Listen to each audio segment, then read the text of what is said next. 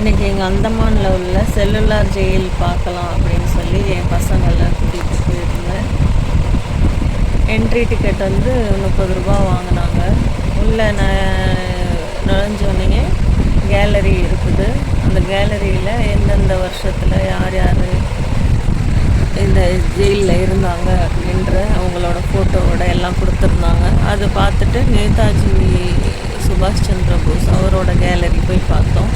அங்கே உள்ள கைதிங்கெல்லாம் வரைஞ்ச பெயிண்டிங்ஸ்லாம் நிறைய இருந்துச்சு. அவங்களோட கதைகள் சொல்கிற மாதிரியான பெயிண்டிங்ஸ் இருந்துச்சு. எல்லாமே ரொம்ப அழகாக இருந்துச்சு. அந்த காலத்தில் எப்படி வரைஞ்சிருக்காங்க தத்ரூபமாக அப்படின்னு. அதை முடிச்சுட்டு சுபாஷ் சந்திர போஸோட அந்த காலத்து புகைப்படங்கள்லாம் அங்கே மாட்டியிருந்தாங்க செகண்ட் கேலரியில். அதெல்லாம் பார்த்தோம். அவங்களோட வண்டி, அந்த காலத்தில் அந்தமானோட எப்படி இருந்துச்சு அப்படின்ற புகைப்படம் அது எல்லாமே இருந்துச்சு. ரொம்ப நல்லா இருந்துச்சு. அதை பார்த்துட்டு அங்கேருந்து இறங்கி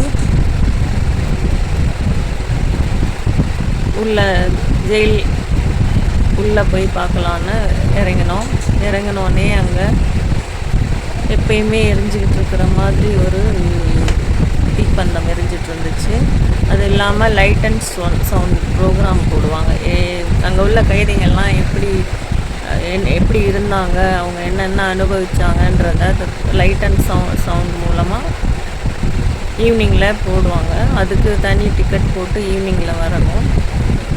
அந்த இது இருந்துச்சு. அதை பார்த்துக்கிட்டே அப்படியே உள்ள நிலையில் அங்கே ஒரு ஃபோட்டோ கேலரி இருந்துச்சு. அதெல்லாமே பார்த்தோம். எங்கள் ரோஸ் ஐலண்ட்லேருந்து அந்தமானில் உள்ள ஒவ்வொரு ஐலண்டும் அந்த காலத்தில் எப்படி செட்டில்மெண்ட் இருந்துச்சு அதை பற்றி எல்லாம் ஃபோட்டோஸ் இருந்துச்சு. எல்லாமே பார்த்தோம்.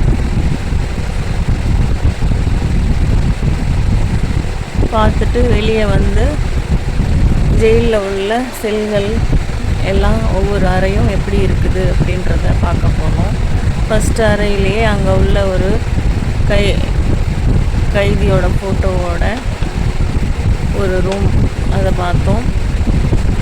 இதுதாங்க அங்கே எங்கள் ஜெயிலோட பழைய இது 7 இது இருந்துச்சு. 7 பேட்சஸ்ஸு, 7 கட்டிடங்கள், 7 பிரிவாக இருந்துச்சு. ஆனால் இப்போ இருக்கிறது 3 மட்டும்தான். எல்லாமே உடைச்சிட்டு இப்போ ஹாஸ்பிட்டலாக கட்டிட்டாங்க. அதோட முழு இதுதான் அங்கே வச்சுருந்தாங்க. நம்ம பார்த்தோம். இப்போ ஒரு அறையாக நாங்கள் பார்த்துக்கிட்டே போனோம். மேலேருந்து எப்படி கீழே வியூ இருக்குன்னு பாருங்கள்.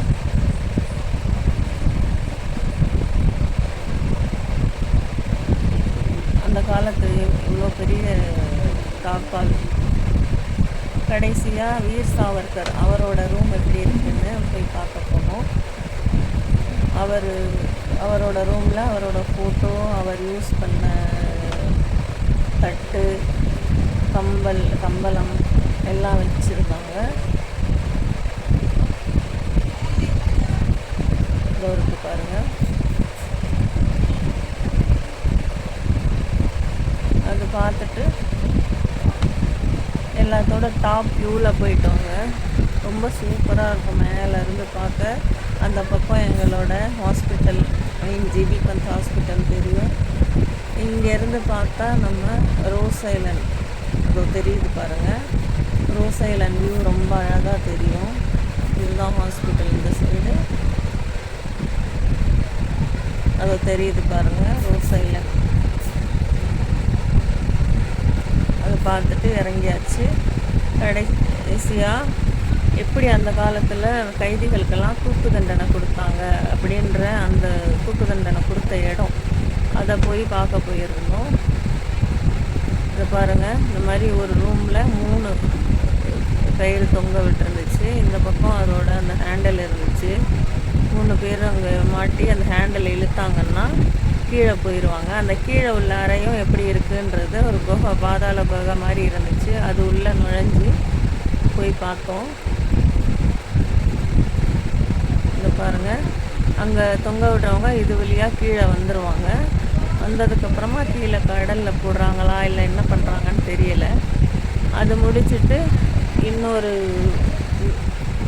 மியூசியம் மாதிரி இருந்துச்சு. அதில் அந்த காலத்தில் எப்படி கைதிகளுக்கு வேலைகள் கொடுத்தாங்க, தேங்காயிலேருந்து எண்ணெய் எப்படி எடுக்கிறதுன்றது அதெல்லாம் நல்ல தத்ரூபமாக போட்டிருந்தாங்க உருவத்தோட.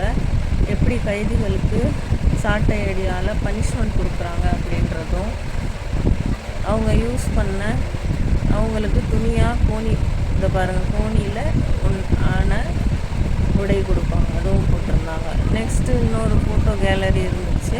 அதில் அந்த காலத்தில் யூஸ் பண்ண பூட்டு, சாவி, துரைகளோட தொப்பி எல்லாம் இருந்துச்சு. அதெல்லாம் பார்த்துட்டு ஒரு வழியாக எல்லாம் முடிச்சுட்டு கிளம்பியாச்சு. நீங்களும் வந்தீங்கன்னா ஒரு தடவை செல்லுலர் ஜெயில் போய் பாருங்கள்.